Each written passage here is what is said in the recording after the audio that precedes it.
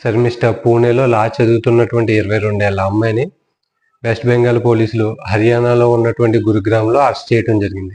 యాక్చువల్గా ఆ అమ్మాయి చేసినటువంటి తప్పు ఏంటి, ఆ తప్పుని ఎలా సరి చేసుకుంది, మళ్ళీ అరెస్టులకి ఎందుకు దోహద తీసింది అనే విషయాల గురించి చాలామంది మాట్లాడుంటారు. కానీ నేను ఇంకా క్లియర్ కట్గా ఆ అమ్మాయి చేసిన తప్పు, ఆ తర్వాత ఏం సరి చేసుకుంది, ఇప్పుడు చేసినటువంటి అరెస్ట్ కరెక్టా కాదా అనే విషయాన్ని మీ అందరికీ అర్థమయ్యేటట్టు చెప్తాను. సో మీ అభిప్రాయం ఏంటో మీరు కింద కామెంట్ బాక్స్లో తెలియజేయండి ఈ వీడియో చూసిన తర్వాత. యాక్చువల్గా ఈ అమ్మాయి గురించి మాట్లాడుకోవాలనుకుంటే కనుక మనం పహల్గామ్ అటాక్ గురించి అక్కడి నుంచి రావాలి. పహల్గామ్లో అటాక్ జరిగిన తర్వాత అక్కడ టెర్రరిస్ట్ అటాక్ ఏ విధంగా ప్లాన్ చేశారు, హిందువులా ముస్లిమ్సా అని అడిగి హిందువులు అయితే ఎవరైతే ఉన్నారో వాళ్ళ మీద దాడి చేయటం జరిగింది. ఆ తర్వాత 26 మంది ప్రాణాలు కోల్పోయారు ఆ ఇన్సిడెంట్లో. యాక్చువల్గా టెర్రరిస్టులు అక్కడ అటాక్ చేయటమే ప్లాన్ కాదు, ఒక మతాన్ని టార్గెట్ చేసి అటాక్ చేస్తే ఇండియాలో మతపరమైన విద్వేషాలు చెలరేగుతాయి అని చెప్పి వాళ్ళ ప్లాన్. సో ఆ తర్వాత దాడి చేసిన తర్వాత 26 మంది కుటుంబాల్లో తీవ్రమైన విషాదం నెలకొంది. ఆ 26 కుటుంబాలు మీడియా ముందుకు వచ్చి మాట్లాడారు.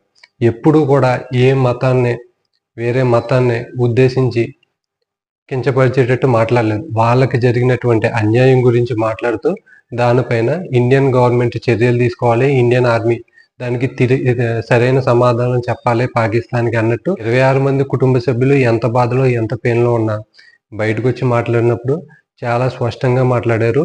మతపరమైన విద్వేషాలు దేశంలో చెలరేగేటట్టు వాళ్ళు మాట్లాడలేదు.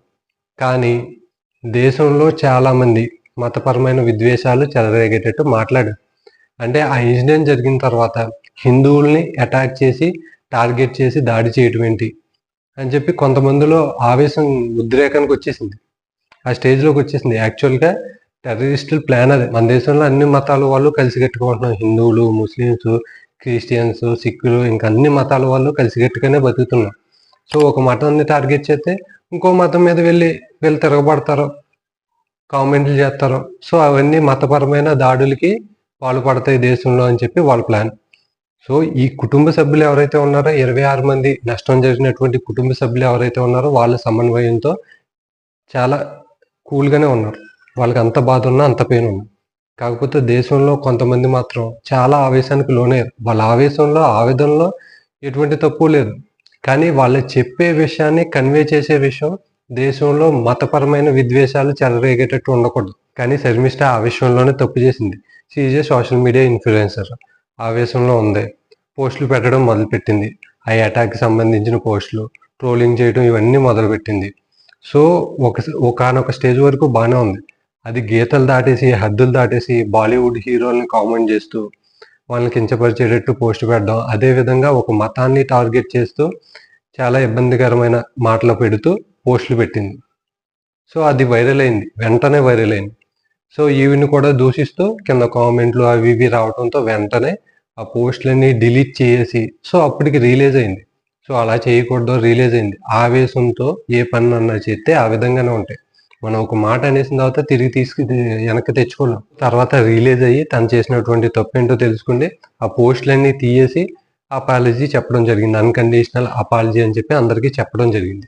ఎప్పుడైనా మనం ఆవేశంలో ఉంటే కనుక సోషల్ మీడియాలో, మరీ ముఖ్యంగా సోషల్ మీడియాలో ఇన్ఫ్లుయెన్సర్గా ఉన్నప్పుడు ఏదన్నా పోస్టు పెడితే 1కి 10 సార్లు ఆలోచించుకుని పోస్ట్ పెట్టాలి.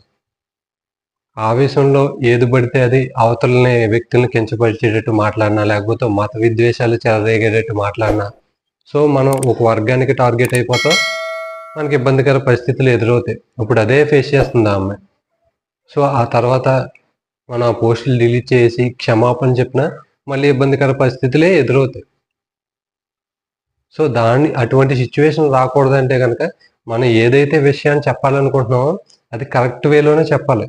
ఒకరిని టార్గెట్ చేస్తూ, ఒక మతాన్ని టార్గెట్ చేస్తూ, లేకపోతే ఒక దాన్ని ఇబ్బంది పెడుతూ ఇటువంటి పోస్టులు పెడితే కనుక మనం చెప్పాలనుకున్న విషయం కన్వే కాదు, తిరిగి మన మీద నిందలు పడతాయి. కేవలం ఆ అమ్మాయి ఆవేశంతో చేసిన పని వల్ల ఈరోజు ఇబ్బంది పడుతుంది. అక్కడికే ఆ అమ్మాయి క్షమాపణ చెప్పింది, క్షమాపణ చెప్పినా కూడా వదలట్లేదు.